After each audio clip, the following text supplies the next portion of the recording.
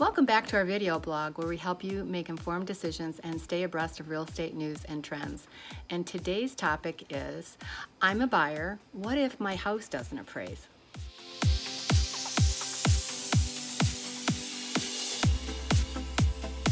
Now before we get into today's topic, I'm Kathy Toth, CEO, and this is I'm Steve Stork with Summit Funding. And this topic is, I'm a buyer, my house doesn't appraise. Before we get into that, let's take a look at two links. One, what's my home worth? You can check any home in the country. And then two, search for all homes, which is updated in real time.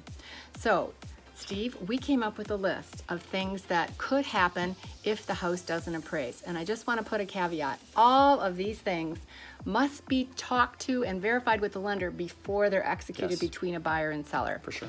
So first is, the house doesn't appraise to value. We can ask the seller to lower the price. We can split the difference. We can get a new lender. Unfortunately, sometimes that has to happen. We can rebut the appraisal, and we can wait for comps to come up to value if you're in an appreciating market.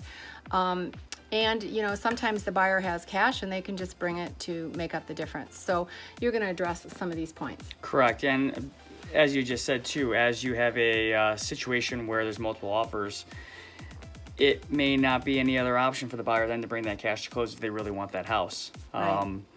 You know, on my side, it's the disputing the appraisal with the appraiser. You know, it's rare, but there are times that we do come in low with the value, and if there's another comparable out there that could be utilized, or maybe better information regarding the property and its overall bed and bath count, or square footage that may have been recorded with the city but wasn't listed on the public record, these are all items that might be able to help us with value. Also, if there's pending sales listed on the report, we take the liberty to reach out to the listing agent and find out where they're at in the process with their sale. Are they past the appraisal? Are they closing soon? So that we could send the appraiser back out to the subject property in hopes to add in the additional comparables to close. It's those extra steps that really help out the situation, because many buyers in a competing offer situation could potentially lose out on their dream home. And while they're not able to buy that home, prices are still escalating. Right. And so all of this has to be considered. Ratios for the buyers have to be adjusted, and they have to meet the federal guidelines for loaning. Gosh, and that's it. Is there anything else we want to talk about? No, I think that it's important that the buyer and sellers are both on the same page and understand that the what's at hand when you're disputing the appraisal, and everybody's on the same page. You know, and sometimes the buyer just isn't willing to pay extra money because they don't want to overpay, and Or they can't. They can't, and so we deal with that.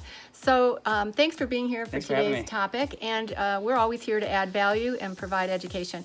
If you know of anybody who needs a top agent around the world, call us at 866-OWN-THIS. That's 866-696-8447. And to reach out to Summit Funding, Steve? That's 248-755-3701, or at storegroup@summitfunding.net.